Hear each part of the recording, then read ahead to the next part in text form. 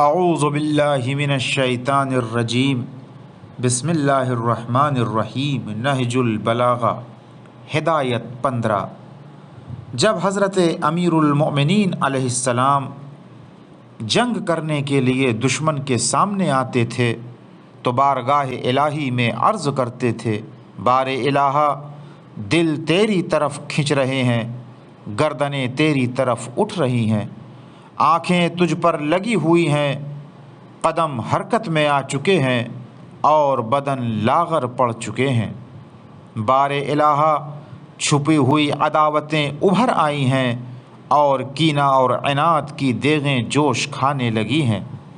خداوندہ، ہم تجھ سے اپنے نبی کے نظروں سے اوجھل ہو جانے، اپنے دشمنوں کے بڑھ جانے اور اپنی خواہشوں میں تفرقہ پڑ جانے کا شکوہ کرتے ہیں۔ پروردگار، تو ہی ہماری اور ہماری قوم کے درمیان سچائی کے ساتھ فیصلہ کر، اور تو سب سے اچھا فیصلہ کرنے والا ہے۔ وآخر دعوانا ان الحمد للہ رب العالمین۔